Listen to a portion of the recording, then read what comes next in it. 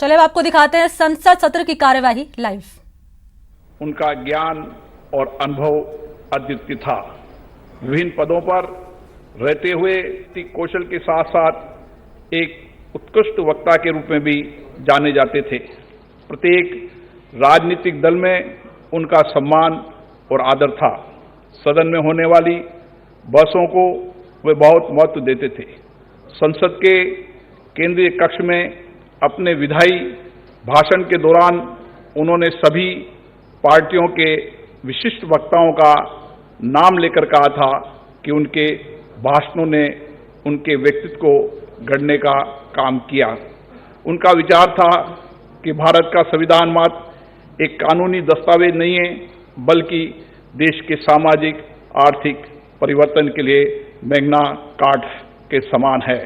अपने लंबे राजनीतिक जीवन में स्वर्गीय प्रणब मुखर्जी ने देश के राजनीतिक घटनाक्रमों का अवलोकन ही नहीं किया, बल्कि उसमें सक्रिय भूमिका भी निभाई।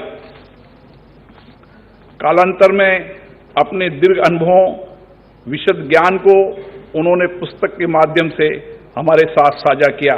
ये पुस्तकें वर्तमान भारत के राजनीतिक और आर्थिक इतिहास के दस्तावेज हैं। लोकतंत्र, संविधान और राजनीति को लेकर साझा किए गए उनके विचार आने वाले समय में हमें मार्गदर्शन करेंगे।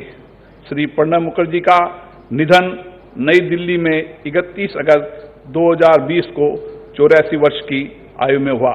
माननीय सदस्यगण, मुझे सभा को अपने साथी श्री एच बसंत कुमार और विख्यात गायक पंडित जसराज तथा 13 पूर्व संसद सदस्यों की दुखद मृत्यु के बारे में भी सूचित करना है।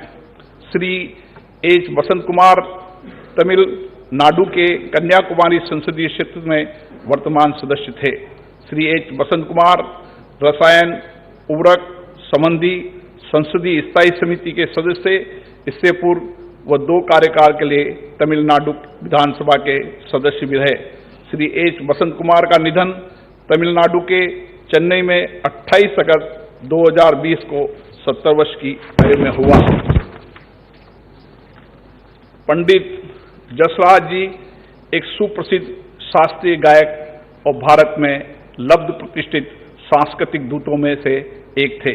पंडित जसराज ने हिंदुस्तानी शास्त्रीय संगीत को अपने स्वर के माध्यम से पूरे विश्व में पहुंचाने के लिए अपना जीवन समर्पित कर दिया।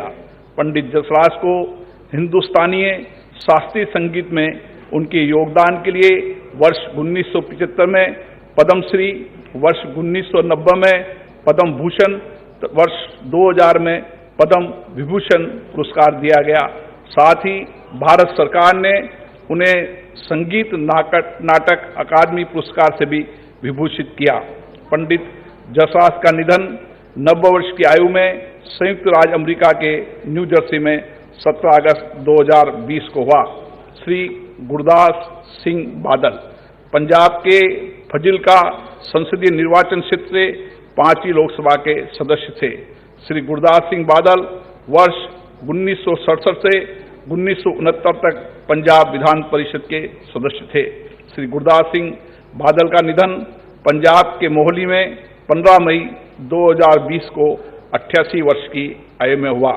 डॉक्टर नेपाल सिंह 16 लोकसभा के सदस्य थे, जो उत्तर प्रदेश के रामपुर संसदीय निर्वाचन क्षेत्र का प्रतिनिधित्व करते थे। वह नियम समिति, मानव संसाधन विकास संबंधी समिति, अन्य पिछड़े वर्गों के कल्याण संबंधी समिति के सदस्य रहे।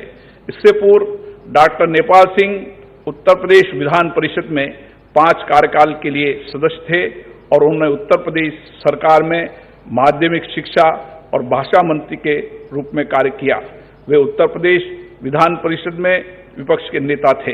डॉक्टर नेपाल सिंह का निधन उत्तर प्रदेश के मुरादाबाद में 22 मई 2020 को 79 वर्ष की आयु में हुआ। श्री अजीत जोगी 12वीं लोकसभा के सदस्य थे, जिन्होंने मध्य प्रदेश के रायगढ़ संसदीय निर्वाचन क्षेत्र का प्रतिनिधित्व। वैक्सीन उपलब्ध हो, हमारे वैज्ञानिक जल्द से जल्द सफल हो और दुनिया में हर किसी को इस संकट में से बाहर निकालने में हम कामयाब हो। इस सदन की और भी एक विशेष जिम्मेवारी है और विशेष करके इस सत्र की विशेष जिम्मेवारी है। आज जब हमारी सेना के वीर जवान सीमा पर डटे हुए हैं, बड़ी हिम्मत के साथ, जज्बे के साथ, बुलंद हौसलों के साथ दुर्गम पहाड़ियों में डटे हुए हैं और कुछ समय के बाद बर्फ वर्षा भी शुरू होगी। जिस विश्वास के साथ वो खड़े हैं, मातृभूमि की रक्षा के लिए डटे हुए हैं, ये सदन भी, सदन के सभी सदस्य एक स्वर से, एक भाव से, एक भावना से, एक संकल्प से वो संदेश देंगे, सेना के जवानों के पीछे देश खड़ा है। संसद और सांसद सदस्यों के माध्यम से खड़ा है। पूरा सदन एक स्वर से देश के वीर जवानों के पीछे खड़ा है। ये बहुत ही मजबूत संदेश भी ये सदन देगा, सभी माननीय सदस्य देंगे, ऐसा मेरा पूरा विश्वास है। मैं आपसे भी आग्रह करूंगा कि कोरोना के कालखंड में आपको पहले की तरह मुक्ति से सब जगह पे जाने का अवसर नहीं मिलेगा। अपनों को खुद जरूर संभालना दोस्तों। खबरें तो मिल जाएगी, आपके लिए कोई मुश्किल काम नहीं है, लेकिन खुद को जरूर संभालना, ये मेरी आपको पर्सनल प्रार्थना है। थैंक यू दोस्तों।